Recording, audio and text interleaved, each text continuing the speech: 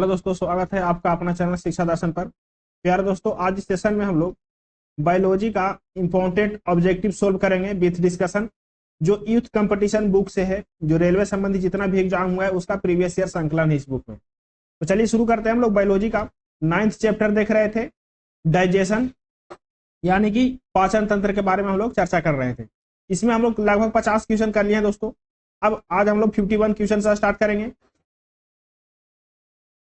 Question number 50 को हम लोग देखे थे, लास्ट क्वेश्चन देखे थे।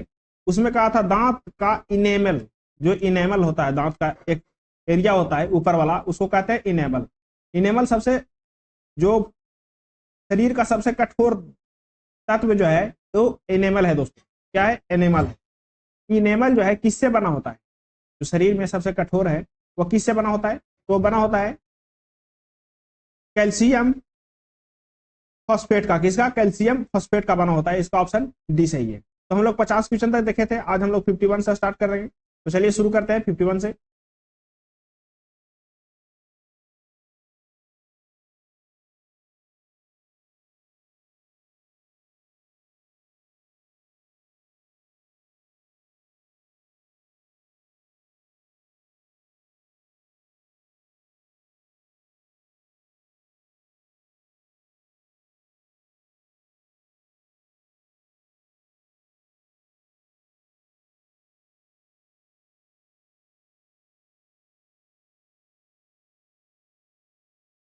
हेलो दोस्तों, स्वागत है आपका अपना चैनल शिक्षा दर्शन पर। आज इस सेशन में हम लोग बायोलॉजी का इंपॉर्टेंट क्वेश्चन सोल्व करेंगे with discussion. Youth competition book का ऑब्जेक्टिव है, जो रेलवे संबंधी जितना भी एग्जाम होती है उसका प्रीवियस ईयर संकलन है। इसमें हम लोग 9th चैप्टर तक पहुंच गए हैं। जो 9th चैप्टर है वो डाइजेशन है, पाचन तंत्र। पाचन तंत्र का ऑब्जेक्टिव सोल्व कर रहे हैं। इससे पीछे वाली जितना भी 8 चैप्टर है उसका ऑब्जेक्टिव हम लोग सोल्व कर चुके हैं बारीकी से, और अच्छा से सोल्व किए डिस्कशन के साथ में। तो आप इस चैनल पर नए हैं तो चैनल को सब्सक्राइब करें, वीडियो को लाइक करें। इसी चैनल के प्ले लिस्ट में जाकर के दोस्तों बायोलॉजी का लेक्चर देख लें, और जो फिजिक्स है, फिजिक्स का भी, इस बुक का जो फिजिक्स है उसको हम लोग अच्छा से कंप्लीट कर लिए। तो चलिए शुरू करते हैं बिना किसी देरी के। क्वेश्चन नंबर 50 कहता है, क्वेश्चन नंबर 50 कहता है कि दांत का इनेमल किससे बना होता है? जो दांत का इनेमल है किससे बना होता है? अब पहले आप दांत देखिए, दांत में इनेमल होता कहाँ है? ये है दोस्तों दांत। क्या है? दांत है, ठीक है। दांत में इनेमल जो है सबसे ऊपर वाला भाग है। क्या है? सबसे ऊपर वाला भाग क्या है? इनेमल है। या शरीर में सबसे कठोर है, शरीर में सबसे कठोर जो चीज पाया जाता है वो इनेमल ही पाया जाता है, ठीक है। सबसे ऊपर वाला क्या है? इनेमल है। ये बना जो होता है दोस्तों, इनेमल जो बनता है वो बनता है कैल्शियम फॉस्फेट से। किससे बनता है? कैल्शियम, कैल्शियम फॉस्फेट से क्या बनता है? इनेमल बनता है। किससे बनता है? कैल्शियम फॉस्फेट से। उससे नीचे आएंगे, इनेमल से नीचे आएंगे तो होता है डेंटाइन। क्या होता है? डेंटाइन। उससे भी नीचे आएंगे, डेंटाइन के बाद जो नीचे आते हैं वो होता है दोस्तों, इसमें जो है सॉफ्ट पंप बोलते हैं इसको। क्या बोलते हैं? सॉफ्ट पंप, पीयूपी, ठीक है। इसमें क्या होता है? सॉफ्ट पल्प में क्या होता है? ये जो है इसमें ब्लड सर्कुलेशन होता है दोस्तों। इसमें नस वगैरह क्या होता है? इसमें सॉफ्ट पल्प में नस वगैरह होते हैं। ये भी कठोर रहता है, डेंटाइन भी क्या रहता है? कठोर रहता है। लेकिन सबसे कठोर है इनेमल। तो इनेमल किससे बना होता है? तो इनेमल बना होता है कैल्शियम फॉस्फेट से बना होता है इनेमल, ठीक है। इनेमल जो है ऊपरी परत है दांत के। इनेमल सबसे कठोर होता है, जो मानव शरीर का सबसे कठोर पदार्थ भी है। क्या है? मानव शरीर में, मानव शरीर में सबसे कठोर पदार्थ, सबसे कठोर पदार्थ कौन है? सबसे कठोर पदार्थ जो है, कठोर पदार्थ, वो भी है इनेमल ही है। क्या है? इनेमल, जो दांत के ऊपरी परत होता है। इससे नीचे वाला डेंटाइन होता है, और उससे नीचे वाला परत को क्या कहते हैं? पल्प कहते हैं। डेंटाइन जो होता है दोस्तों, डेंटाइन, वो कठोर तो नहीं कह सकते, लेकिन डेंटाइन जो है हड्डी के मुकाबला, मतलब कि हड्डी के लगभग में बराबर होता है। जो बोन होता है, बोन जितना बड़ी मजबूत होता है उसी के लगभग में डेंटाइन ही मजबूत होता है। लेकिन पल्प जो होता है दोस्तों वो मुलायम होता है। यह रक्त वाहिनियां की तरह कार्य करता है इसमें, पल्प में। अगला क्वेश्चन देखिए, अगला क्वेश्चन कह रहा है, क्वेश्चन नंबर 51 कह रहा है दंत बल्ब, दंत बल्ब, दंत इमेल किससे बना होता है? अभी देखें किससे बना होता है दंत इमेल? तो कैल्शियम फॉस्फेट से बना होता है। इसका ऑप्शन कौन सा सही है? ऑप्शन बी सही है। अगला क्वेश्चन देखिए, क्वेश्चन नंबर 52 कह रहा है 52 हमारा दंत बल इनेमल बना होता है, किससे बना होता है?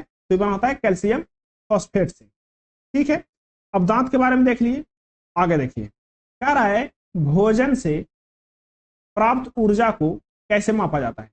जो भोजन है दोस्तों, भोजन उससे प्राप्त ऊर्जा को कैसे मापा जाता है? भोजन से प्राप्त जो ऊर्जा होता है उसे कैसे मापते हैं, किस में मापते हैं? कैलोरी में मापते हैं, केल्विन में मापते हैं, फॉन्ट में मापते हैं, एम्पियर में मापते हैं, किस में मापते हैं? तो कैलोरी में मापते हैं दोस्तों। जो भी भोजन से ऊर्जा प्राप्त होता है उसको हम लोग किस में मापते हैं? कैलोरी में मापते हैं। किसमें? कैलोरी में। ठीक है, अब कैलोरी में मापना स्टार्ट कब से किए थे और कौन किया सबसे पहले? तो सबसे पहले प्रोफेसर निकोलस, इसमें प्रोफेसर निकोलस क्लीमेंट ने, किसने? प्रोफेसर निकोलस क्लीमेंट ने 1824 में किया था दोस्तों। किसने? प्रोफेसर निकोलस क्लीमेंट ने 1824 में शुरुआत किया था कि जो भी ऊर्जा की इकाई क्या होगा? कैलोरी होगा। ठीक है, एक कैलोरी बराबर क्या होता है? एक कैलोरी बराबर क्या होता है? एक कैलोरी बराबर क्या समझेंगे? एक कैलोरी बराबर समझेंगे दोस्तों, 1 ग्राम जल को या पानी को 1 डिग्री सेल्सियस गर्म करने में जितना ऊर्जा लगता है, जितना ऊर्जा लगता है वो क्या होगा? 1 कैलोरी होगा। नहीं समझे? 1 ग्राम जल रहेगा, 1 डिग्री सेल्सियस को गर्म करेंगे और उसको गर्म करने में जो ऊर्जा की खपत होगी उसको क्या कहेंगे? 1 कैलोरी कहेंगे। क्या कहेंगे उसको? 1 कैलोरी ऊष्मा होगी। ठीक है, तो आइए आपको समझ में आ गया कि कैलोरी जो है भोजन की ऊर्जा किसमें मापा जाता है? तो कैलोरी में मापा जाता है भोजन की ऊर्जा। चाहे जिस प्रकार के भी भोजन हो उसकी ऊर्जा किसमें मापेंगे? तो कैलोरी में मापेंगे उसकी ऊर्जा। दांत और जीभ के बारे में थोड़ा सा और हम लोग अच्छा से चर्चा कर लेते हैं। जीभा को बोलते हैं दोस्तों रसवा, क्या बोलते हैं इसको? रवादें, जो हम लोग स्वादेंद्रिया बोलते हैं। क्या बोलते हैं? स्वादेंद्रिया बोलते हैं जीभा को, यानी कि टंग्स को। इसके बारे में हम लोग थोड़ा सा देख लेते हैं, दांत और टंग्स के बारे में। दांत जो है दोस्तों, दांत जो है वो 4 भागों में बांटा गया है। जो हमारे माउथ है, माउथ में जो ऊपर और नीचे जो दांत है उसको 4 भागों में बांटा गया है। कौन कौन भाग में? एक तो है इंसीजर, दूसरा है केनाइन, तीसरा है प्रीमोलर और चौथा है मोलर। कौन कौन सा है? पहला है इंसीजर। क्या है? इंसीजर। दूसरा क्या है? कैनाइन। क्या है? कैनाइन। तीसरा क्या है? प्रीमोलर। क्या है? प्रीमोलर। बहुत इंपॉर्टेंट है दोस्तों, ये पूछा जाता है हर एक एग्जाम में, लगभग पूछता है कि दांत का टाइप कितना होता है। तो कौन कौन है? एक इंसीजर, कैनाइन, प्रीमोलर और चौथा है लास्ट मोलर। क्या है? मोलर। मोलर को हम लोग अक्ल का दांत भी बोलते हैं। अब इंसीजर जो है, इंसीजर कहाँ पे पाया जाता है? इंसीजर जो आगे वाला दांत है दोस्तों, कौन सा? आगे वाला दांत है। आगे वाला जो 4 दांत है वो क्या है? इंसीजर है। क्या है? इंसीजर। उसके बाद वाला दांत जो है वो क्या है? केनाइन। केनाइन से क्या है? केनाइन मांसाहारी जंतु में ज्यादा बड़ा होता है, तो केनाइन है। उसके बाद क्या है? Pre molar. उसके लास्ट में क्या है? मोलर। ये जो है दोस्तों ये दांत का टाइप है। क्या है? दांत का टाइप है। देखिए इंसीजर जो होता है, इंसीजर वो नुकीला होता है, आगे से चपटा रहता है, पतला रहता है। उसके बाद केनाइन। केनाइन जो होता है दोस्तों नुकीदार होता है। केनाइन, केनाइन क्या होता है? नुकीदार होता है, किसी की चीज के चीरने फाड़ने में काम आता है। कौन? केनाइन। मांसाहारी जंतु में ज्यादा बड़ा क्या रहता है? केनाइन रहता है। उसके बाद आता है प्रीमोलर। प्रीमोलर थोड़ा सा चपटा टाइप का रहेगा। और मोलर जो है दोस्तों, मोलर जो है सबसे लास्ट में आता है, ये ज्यादा चपटा रहता है, इसमें बीच में थोड़ा सा गड्ढा भी रहता है। ठीक है, अब आते हैं थोड़ा सा टंग्स के बारे में देखते हैं। टंग्स के हम लोग डिवाइड किए थे कितने भाग में? 4 भाग में डिवाइड किए थे कि कौन सा एरिया क्या देगा। आगे वाला जो एरिया है वो मीठा को पता लगाता है। किसको? मीठा को। मीठा जब खाएंगे तो वो संदेश कौन देगा? आगे वाला की कौन सा कैसा स्वाद है इसका? मीठा है। उसके बाद सॉल्टी, थोड़ा सा नमकीन खाएंगे तो कहां से? जो मीठा के बाद वाला एरिया होगा थोड़ा सा, वो क्या बताएगा? सॉल्टी बताएगा। यहाँ पे खट्टा बताएगा दोस्तों। उसके बाद वाला एरिया क्या बताएगा? खट्टा बताएगा। जो हरा वाला है वो खट्टा बताएगा। सबसे लास्ट वाला जो एरिया है जीभ का, सबसे लास्ट वाला, वो बताता है कड़वा को। क्या बताता है? कड़वा को कौन बताएगा? सबसे लास्ट वाला बताएगा कड़वा को। जो बीच वाला एरिया है जीभ का वो क्या है? वो नॉन टेस्ट रहता है। क्या रहता है? नॉन टेस्ट रहता है। इसमें कोई टेस्ट पता नहीं चलता है। अगला क्वेश्चन देखिए, क्वेश्चन नंबर 52 हो गया था, क्वेश्चन नंबर 53 हो गया था, क्वेश्चन नंबर 54 देखिए कह रहा है मानव शरीर का एकमात्र अंग जो पुनः विकसित या पुनः सृजित हो जाता है। देखिए मानव शरीर में एक ऐसा अंग है दोस्तों, अंग है, अगर जो उसको काट भी देंगे तो फिर से क्या होगा, पुनः विकसित हो जाएगा। वो अंग को बोलते हैं यकृत। क्या बोलते हैं? यकृत। लीवर। क्या बोलते हैं? यकृत, लीवर या जिगर ही बोलते हैं। तो कौन सा ऑप्शन में ये ऑप्शन है? तो ऑप्शन सी में है जिगर। जिगर एक ऐसा अंग है शरीर का, वो क्या होता है, वो फिर से रिजेनरेशन हो जाता है। कौन सा है? जिगर। मानव शरीर में एकमात्र अंग है जिगर जो पुनः विकसित और सृजित किया जाता है, जा सकता है। जिगर शरीर की सबसे बड़ी ग्रंथि है। जो यकृत है दोस्तों, यकृत शरीर की सबसे बड़ी ग्रंथि कौन सी है? सबसे बड़ी ग्रंथि जो है यकृत ही है। कौन सी है? यकृत है सबसे बड़ी ग्रंथि। कौन सी है? यकृत, लीवर। इसका जो वजन है दोस्तों सामान्यतः शरीर में कितना होता है? 1.5 से 2 kg होता है। कितना होता है? 1.5 से 2 kg इसका वजन होता है। लीवर से एक रस निकलता है दोस्तों, उसको बोलते हैं बाइल जूस। क्या बोलते हैं? बाइल जूस, या बोलते हैं पितरस। क्या बोलते हैं? पितरस। जो पिताशय में जाकर के क्या हो जाता है? जो पिताशय में पितरस जो है, पिताशय में कहा जाके जमा हो जाता है? पिताशय में जाके जमा हो जाता है पितरस। अगला क्वेश्चन देखिए, क्वेश्चन नंबर 55। क्वेश्चन नंबर 55 कह रहा है मानव शरीर में कंठ को क्या कहा जाता है? जो कंठ है दोस्तों, कंठ, उसको क्या बोलते हैं? उसको बोलते हैं वॉइस बॉक्स। कंठ को क्या बोलते हैं? वॉइस बॉक्स बोलते हैं। ऑप्शन इसका कौन सा सही है? ऑप्शन सी सही है। मानव शरीर में कंठ को बोलते हैं वॉइस बॉक्स कहा जाता है। यह वयस्कों में जो होता है दोस्तों, वयस्कों में 5 सेंटीमीटर लंबी नालिका होता है। कितना होता है? 5 सेंटीमीटर लंबी नालिका होता है। कौन सा? कंठ। जो गले में ट्रैकिया के ऊपर और भोजन नली के सामने स्थित होता है। जो गला में क्या होता है? जो ट्रैकिया है, ट्रैकिया के ऊपर रहेगा, ट्रैकिया के ऊपर रहेगा, ठीक है, और भोजन नली के सामने रहेगा। कहां? भोजन नली के सामने रहता है। कौन? Voice box. अगला क्वेश्चन देखिए, क्वेश्चन नंबर 56। क्वेश्चन नंबर 56 कह रहा है एक मानव जीव में औसतन कितनी स्वाद क्रियाएं होती है? जो मानव जीव हो गया दोस्तों, मानव जीव जो हो गया, ये क्या हो गया? मानव जीव। तो मानव जीव में क्या होता है? छोटा छोटा दाना टाइप का होता है। क्या होता है? छोटा छोटा दाना टाइप के संरचना होता है जीव में, टंग से। अब जीव टंग में छोटा छोटा दाना होगा, उसका लगभग संख्या कितना होगा? इसको बोलते हैं क्या? स्वाद कलियां बोलते हैं। क्या बोलते हैं इसको? स्वाद कलियां बोलते हैं। क्या बोलते हैं? स्वाद कलियां।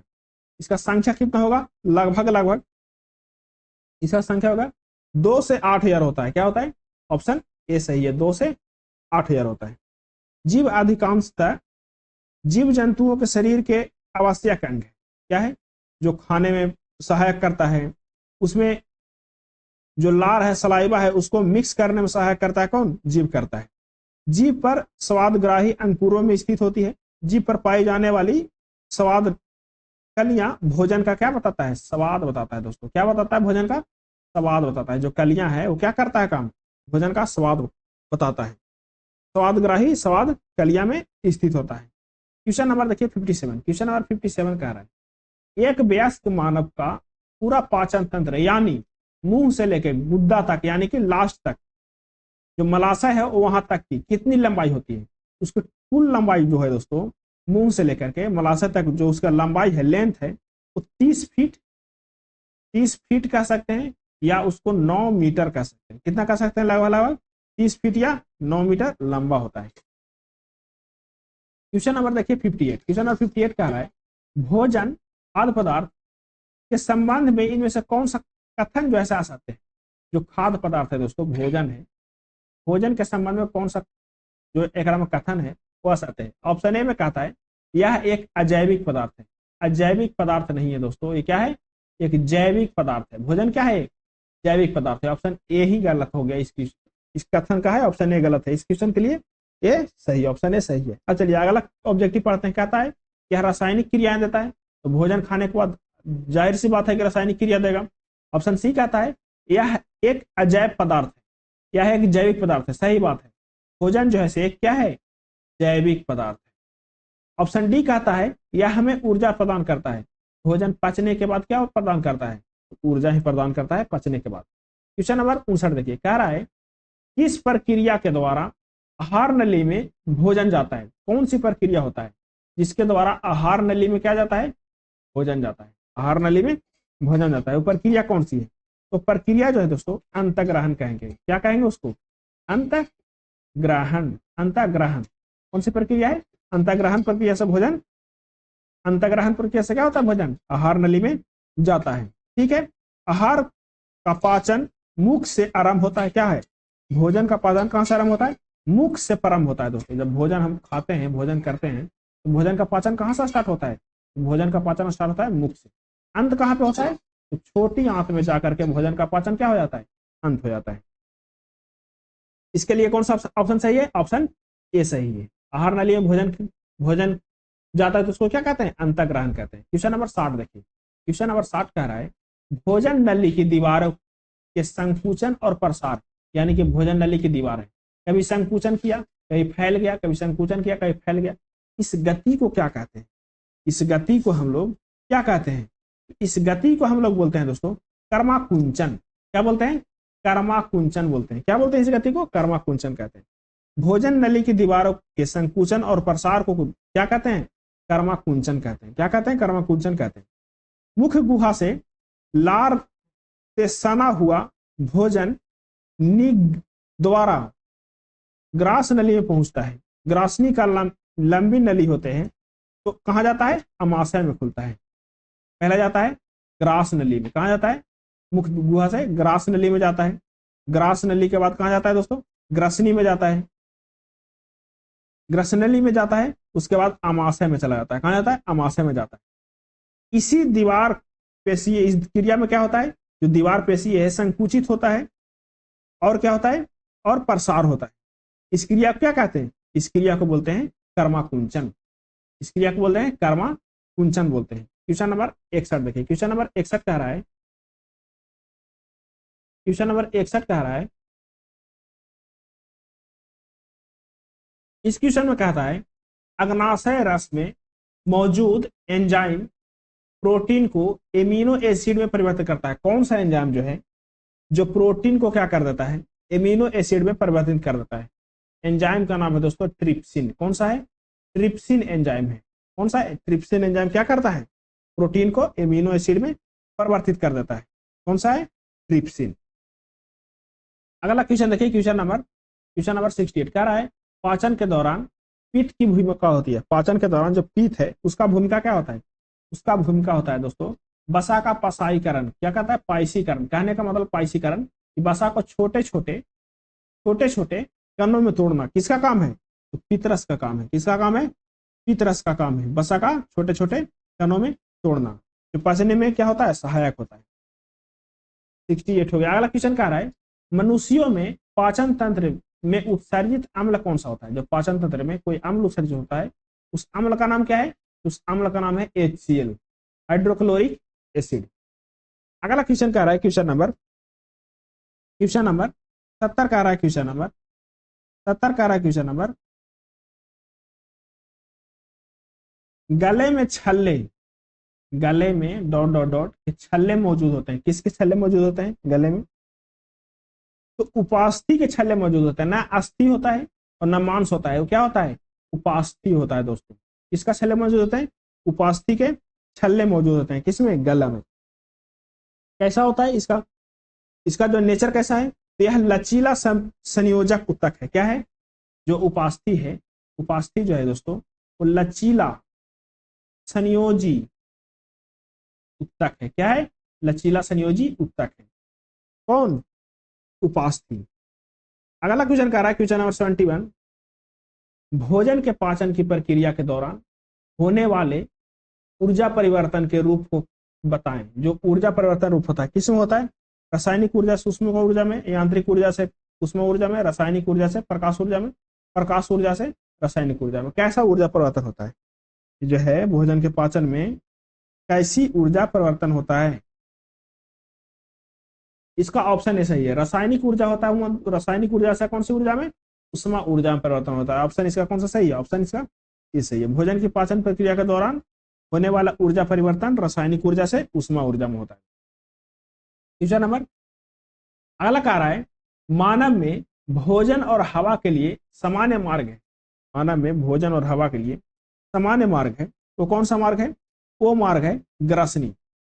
ग्रसनी जो है, ग्रसनी ग्रसनी ग्रसनी का काम क्या है? ग्रसनी आहार और वायु दोनों के लिए उभयनिष्ठ मार्ग। क्या है? उभयनिष्ठ मार्ग है। कंठ एक जो ग्रसनी जो है दोस्तों उभयनिष्ठ मार्ग है। यह ग्रसनी कंठ द्वारा श्वास नली से जुड़ा होता है। कंठ एक उपास्थि, कंठ क्या है? कंठ कंठ एक क्या है? उपास्थीमय। क्या है? उपास्थीमय, उपास्थीमय है पेटिका। तो ध्वनि उत्पादन में सहायता करता है। कौन? कंठ करता है, इसीलिए ध्वनि पेटिका भी कहते हैं। कंठ को क्या बोलते हैं? कंठ को बोलते हैं दोस्तों, कंठ को ध्वनि पेटिका भी बोलते हैं। ध्वनि पेटिका भी बोलते हैं किसको? कंठ को। क्वेश्चन नंबर देखिए 73। क्वेश्चन नंबर 73 कह रहा है, यकृत कार्य करता है। यकृत का कार्य क्या है? यकृत का कार्य क्या है? श्वसन, परिसंचरण, उत्सर्जन, पाचन। तो यकृत का काम है, मेन काम है पाचन। क्या है? पाचन। यकृत या जिगर मानव शरीर का सबसे बड़ी ग्रंथि है। इसी से क्या होता है? बाइल जूस निकलता है, जिसको बोलते हैं हम लोग पीतरस। इस काम क्या करता है? पीतरस पीतरस बसा के तोड़ता है। अगला क्वेश्चन देखिए, क्वेश्चन नंबर 74। क्वेश्चन 74 कह रहा है, शाकाहारियों को डॉट डॉट डॉट पचाने के लिए लंबी छोटी आंत की आवश्यकता होती है। कौन सा चीज है शाकाहारी जो खा जाता है उसको पचाने के लिए लंबी छोटी आंत की जरूरत होती है? वो चीज है दोस्तों सेलुलोज। क्या है? सेलुलोज। सेलुलोज को पचाने के लिए लंबी छोटी आंत की जरूरत है, इसलिए मांसाहारी जंतुओं की अपेक्षा शाकाहारी जंतुओं की छोटी आंत क्या होती है? बड़ी होती है। ये हो गया 74 क्वेश्चन। अब आगे देखते हैं। आगे के बाद दोस्तों रुधिर परिसंचरण यानी कि हम लोग ब्लड सर्कुलेशन सिस्टम के बारे में पढ़ेंगे। वो पढ़ेंगे अगले वीडियो में। मिलते हैं ब्लड सर्कुलेशन सिस्टम के बारे में, देखते हैं। ऑब्जेक्टिव सोल्व करेंगे, बारीकी सोल्व करेंगे डिस्कशन के साथ। चलिए रहने देते हैं यहीं तक। और आपसे अनुरोध है कि आप इस चैनल पर नए हैं तो चैनल को सब्सक्राइब करें, वीडियो को लाइक करें, और दोस्तों इसी चैनल के नाम से टेलीग्राम ग्रुप है उसमें ज्वाइन करें। और जो भी पीडीएफ बुक का रिक्वायरमेंट है आप कमेंट करके जरूर बताएं, जहां तक के होगा वहां तक की उपलब्ध कराने की कोशिश करेंगे। तो चलिए रहने देते हैं। लास्ट तक देखने के लिए बहुत बहुत धन्यवाद।